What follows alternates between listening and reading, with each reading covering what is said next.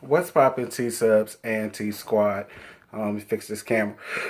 Excuse me, y'all. So I just got finished watching Tamar Braxton's Get Your Life. This was the sixth and final episode. Hopefully this really is the final episode of this trash that wasted and consumed 6 weeks of my life. I had no interest in watching Tamar Braxton's Get Your Life because I already knew what was going to happen. And when it happened, I just called Domino's, slammed my hands on the table, and walked off. I went to go get me a beer or get me a turkey burger up off the grill because a girl watching her figure. You understand what I'm saying? Like, this entire damn episode, y'all, it really just reinforced why I just don't see it for Tamar. You know what I mean? It really enforced why I just should have stuck to my guns when y'all kept asking me, oh, review it, watch it, oh, watch it, oh, review it, oh, review it, watch it. And I kept saying no. I just should have kept doing that.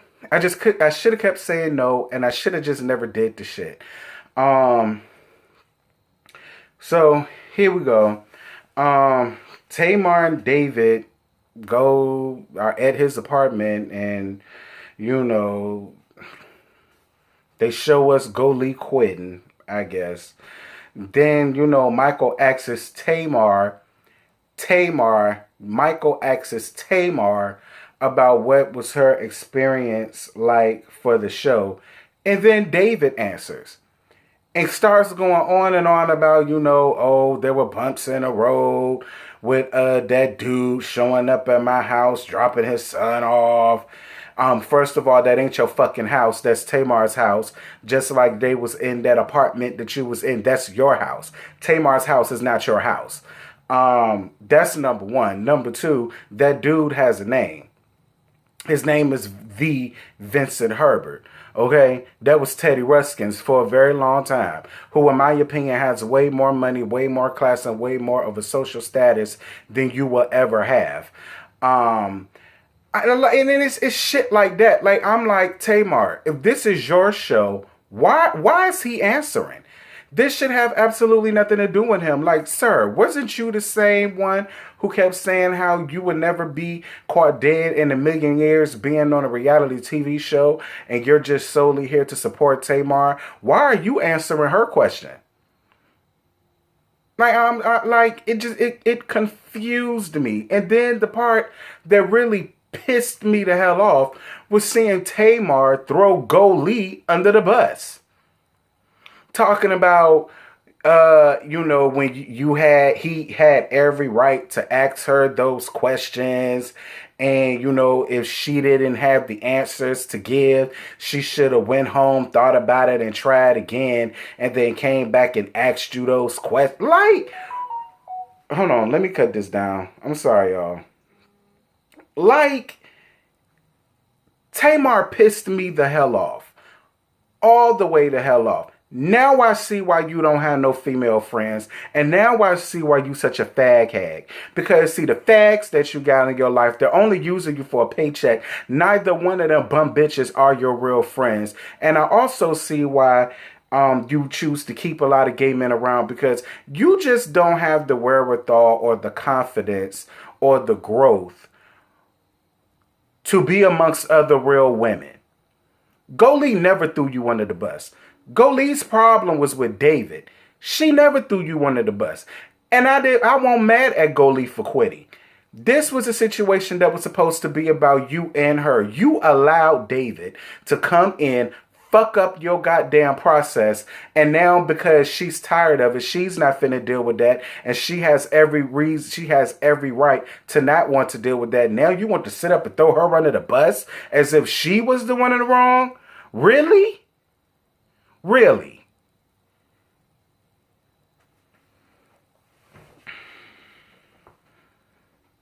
Then they talk about going to Trina's bachelorette party. Well, she's going to Trina's bachelorette party. He was going to her dude's bachelor party, I guess. I mean, I don't know. That's what he said. All of that could have been a lie as far as I'm concerned, because I just don't see them inviting David to any damn thing. Like, the only thing I can see them inviting, the only place where I can see them inviting David to is hell. But I guess y'all will find that out when y'all watch Braxton Family Values. I have no interest in watching that. Then they talk about she talked about how heavy it's gonna be because, with her niece not being there. Y'all remember the niece that passed away for a drug overdose. I believe Tamar didn't go to that little girl's funeral or whatever the case may be. I believe that was such a big thing that they was talking about. And then she was talking about how Logan didn't want to be the ring bearer, but she really wanted him to do that or something like that. Girl, I don't know. I already talked about the whole goalie situation. That bitch pissed me off. So then Tamar gets back from the bachelorette party, and her and James, who's a part of the glam squad, they have lunch together. And basically she did nothing but shade Tawanda about Trina's bachelorette party, talking about it was hood, it was ghetto, it was horrible. She felt bad for Trina and all of the rest of this stuff. And I said, see, that's why them sisters, especially Tracy, don't halfway fool with your rickety ass now. Because of shit like that. All you had to do was, even if that's how you felt, y'all are already going through problems and you claim this is supposed to be you trying to get your family back. All you had to do was say, listen, it was a good time had by all and it won't no issues or no drama. That blanket statement would have went a whole long way. No, you want this, it meant more to you to shade her than it did for you to... Then the whole breaking of... Listen, let me tell you something. Normally, I'm not here for the breaking of the fourth wall. I'm not. Like, we already know this is reality TV. We know it's a film crew. We know it's boom mics. We know it's producers feeding people, telling them what to act, and this, that, and this. And normally, I'm not here for breaking of the fourth wall, but I am kind of glad when it's dealing with this because, see, now I see why nobody really wanted to be fooled up with Tamar, including them girls on the reel. And I'm just going to be real. Tamar is not an easy person to work with. And she just can't play ball. You know what I'm saying? She can't like, it's sad when a bitch can't see the forest amongst the trees or however the hell it is that the old timers said. It's just like, y'all, and I'm drained. Like, watching that completely just drained my spirit, my soul, my happiness, every damn thing. Like, I just can't. I can't be bothered. So then she was supposed to shoot second to her last interview, but then she never showed up. And then right when the crew was packing, she called David and told him, I mean, not David, Michael, and told him that she was going to be late.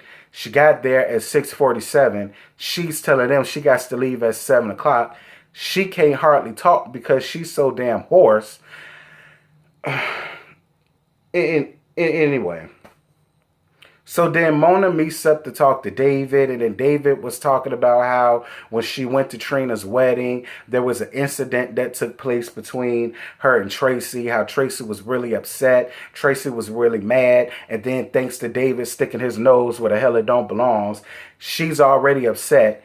He clearly sees she's upset. He's telling Tamar to go and talk to her while Tamar was trying to change her shoes for the ceremony. She goes to talk to her.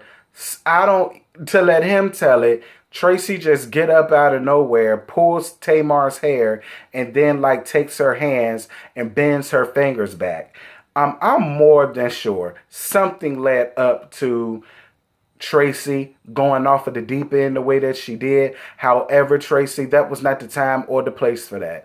Tracy is one of them people that I can never be around because she constantly has this dark cloud hanging over her head over some shit that happened 30 years ago or 25 years ago. She's just one of them people that just choose to live in misery, sorrow, and woe. It's just people that's out here like that in the world. They can get over it. They just choose not to because they're comfortable being in that space. And Tracy is one of them people that I could never be fooled up with. However, I'm more than sure there was something that led up to her going off of the deep end like that. And I guess we're going to find out about it on the... y'all gonna find out about it on the Braxton Family Values. I have no interest in watching them tired, frowsy assholes, all of them, Tony included. Moving on.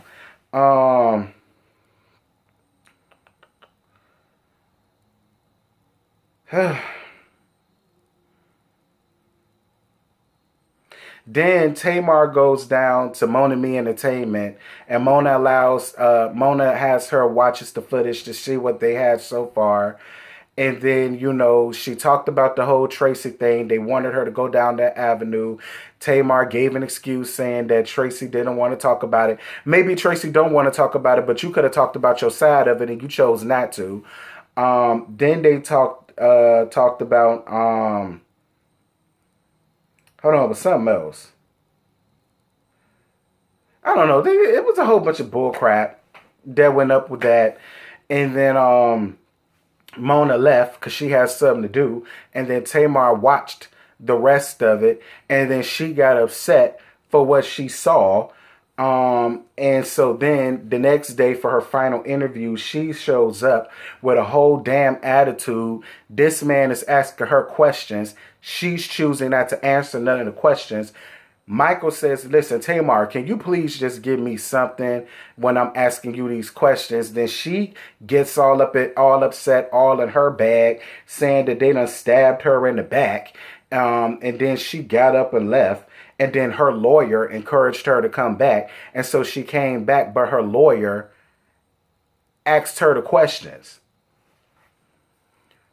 If you're going to answer the questions anyway, why couldn't you answer it? But like, listen, y'all, you know what? Because I really feel my blood pressure boiling because I honestly feel like Tamar wasted all of America's time. She wasted Mona's time. She wasted Michael's time. She wasted Golee's time. She wasted the camera crew's time. All of these people who was up tirelessly day and night helping to perfect a show her ass wanted. And because she's upset that she saw her. And listen, my whole thing is, Tamar, the camera can only use what you give it. Bitch, that's what you gave it. What the fuck are you mad at? And if you mad at anybody, you need to be mad at your damn self. You allowed David to come in and hijack your show. You allowed David to come in and put thoughts in your head, and then your thoughts turned into feelings, and then your feelings turned into actions. And that's why you ended up with the bullshit that we had to sit up and suffer through for a whole 6 weeks.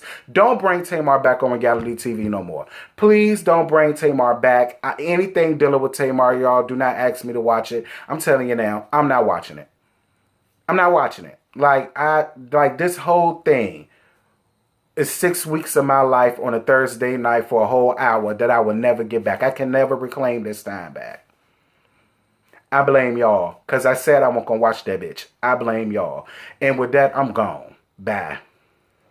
What you're given, that's how we live it. Don't be mad at the system, it's simply how we've existed. I hear a lot of people talking like they politicians and choose to be an accountant because it's safe in the business.